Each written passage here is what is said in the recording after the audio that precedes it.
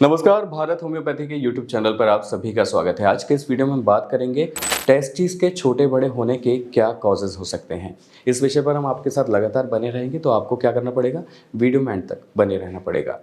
जब बात आती है टेस्टिस की, तो पुरुषों के लिए टेस्टिस बेहद और अहम चीज़ हो जाते हैं, यानी कि एक अहम ऑर्गन जो आपके स्पर्म का निर्माण करता है, आपकी फर्टिलिटी के लिए सबसे मेन ऑर्गन माना जाता है। लेकिन जब टेस्टिस में दिक्कत आने लग जाती है, तो फिर पूरा का पूरा स्ट्रक्चर कहीं ना कहीं गड़बड़ाने लगता है, क्योंकि ये आपकी फर्टिलिटी पर गहरा असर छोड़ता है। और जब बात आती है कि टेस्टिस के आकार की कि ये छोटे बड़े क्यों हो रहे हैं, तो इसके कई सारे रीजंस हो सकते हैं, जिसमें आपको बचपन में हुए रूबेला, मम्प्स जैसे रोग या संक्रमण, जिसकी वजह से आपको ये परेशानी देखने को मिल सकती है। आगे जाके एट्रोफिक नेचर के जो टेस्टिस हो जाते हैं, उनमें भी कहीं ना कहीं यही वजह होती है, या तो आपके स्क्रोटम में कोई चोट लगी हो कभी बचपन में, या फिर आपकी कोई सर्जरी हुई हो, जिसमें ट्यूमर जैसी कोई सर्जरी भी आपकी अगर हुई है, तो वो भी आपके लिए इफेक्टिव हो सकती है। इस चीज़ में कहीं ना कहीं उसका भी ये रोल हो सकता है कि जो आपके टेस्टिस के आकार को छोटा बड़ा कर सकते हैं। तीसरी चीज़ की अगर हम बात करें, तो आजकल जो हम सबसे ज़्यादा देखते हैं, वेरिकोसील की कंडीशन।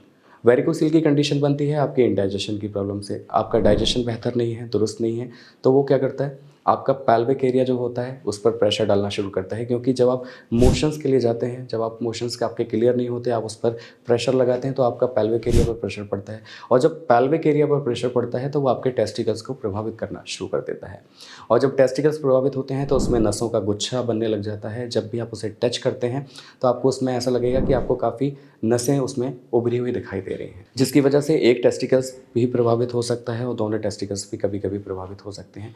तो उसमें इन्फ्लेमेशन का होना, नसों का गुच्छा बनना, आपके चलने फिरने में अनकम्फर्टनेस होना, उसे हम बोलते हैं वेरिकोसील की दिक्कत। इसी की अगर समकक्ष बात करी जाए, तो एक दूसरी दिक्कत होती है हाइड्रोसील की। हाइड्रोसील में अगर हम बात करें, तो हाइड्रोसील में दो कवरिंग होती हैं। उस कवरिंग में बीच में एक लिम्फेटिक फ्लूइड एक होता है, जो काफ़ी मात्रा में बड़ा हो जाता है, भर जाता है। यानी कि जो लिम्फेटिक फ्लूइड होता है वो एक्सेस मात्रा में बढ़ता चला जाता है, जिसकी वजह से आपका एक जो टेस्टिकल है वो काफ़ी ब्रॉड साइज का हो जाता है, जो बड़ी वजह बन जाता है हाइड्रोसील की। तो मेल इनफर्टिलिटी की जब बात आती है या टेस्टिस के साइज की बात आती है, तो सबसे पहले हम यही देखते हैं कि जो आपकी वेरिकोसील की कंडीशन है या फिर आपकी हाइड्रोसील की कंडीशन है, ये मेन कारण बन जाते हैं इसकी दिक्कत के। तो ये मेन कारण बन जाते हैं आपके टेस्टिकल्स के साइज के इंक्रीज होने के या डिक्रीज होने के। इसके साथ ही अगर हम बात करें कि ये क्यों और इफेक्टिव हो जाता है, कि मतलब इसके और क्या रीजंस हो सकते हैं, तो जब भी हम क्या करते हैं, पेन किलर्स का ज़्यादा यूज़ करते हैं। हमें बॉडी में कहीं भी पेन हुआ, हमने विदाउट कंसल्टेशन कोई भी पेन किलर खा लिया और हम उसके एडिक्शन में चले जाते हैं। मतलब ज़रा सा भी आपको दर्द महसूस हो रहा है, आपने कोई भी पेन किलर ली,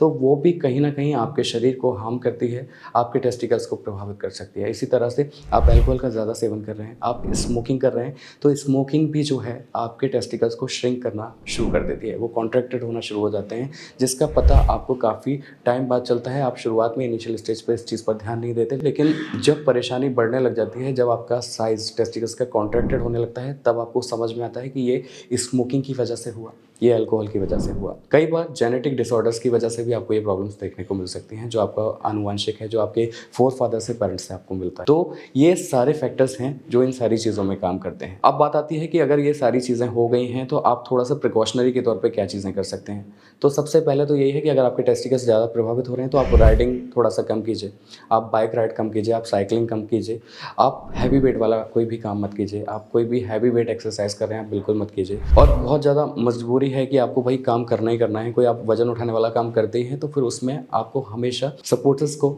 या फिर लंगोट को वियर करके रखना है। अगर आप ऐसा नहीं करते हैं, तो आपके टेस्टिकल्स का जो हैंगिंग पोजीशन है वो हमेशा बनी रहेगी, उसमें लटकन बनी रहेगी और आपकी परेशानियां जस की तस बनी रहेंगी। तो इन सारी चीज़ों का ख्याल रखिए, खासकर डाइट पर ध्यान दीजिए, क्योंकि डाइट भी मैंडेटरी होती है। अगर आप कुछ भी फास्ट फूड, जंक फूड का सेवन कर रहे हैं, आप कोई भी प्रोसेस फूड खा रहे हैं, तो वो भी आपके शरीर को हार्म कर रहा है, आपके डाइजेशन की प्रॉब्लम को खड़ा कर रहा है। और डाइजेशन की प्रॉब्लम का खड़ा होने का मतलब है आपके ब्लड सर्कुलेशन का डिस्टर्ब होना और आपको ये सारी दिक्कतों का होना, साइज़ का वही सेम पोजीशन डिक्रीज और इंक्रीज वाली पोजीशन का होना। तो इन सारी चीज़ों का ख्याल रखिए। मुझे उम्मीद है आज का ये वीडियो, आज की ये इन्फॉर्मेशन आपको पसंद आई होगी, समझ में आई होगी। अगर आपको ये वीडियो पसंद आया हो, तो आप हमें लाइक, शेयर, सब्सक्राइब, कमेंट करना ना भूलें। इसके साथ ही आपकी कोई क्वेरी हो, कोई सवाल हो, तो आप हमें कमेंट बॉक्स के जरिए अपने सवालों को, अपने प्रश्नों को भेज सकते हैं। इसके साथ ही आप कोई भी ट्रीटमेंट लेना चाहते हैं मेल इनफर्टिलिटी के रिगार्डिंग या फिर इससे संबंधित किसी भी विषय के रिगार्डिंग, तो इसके लिए आपको क्या करना पड़ेगा, इसके लिए आपको हमारे भारत होम्योपैथी के डॉक्टर से संपर्क करना पड़ेगा। नंबर्स आपके स्क्रीन पर हैं। आज के लिए बस इतना ही। अगली वीडियो में आपसे फिर होगी मुलाकात। तब तक के लिए नमस्कार।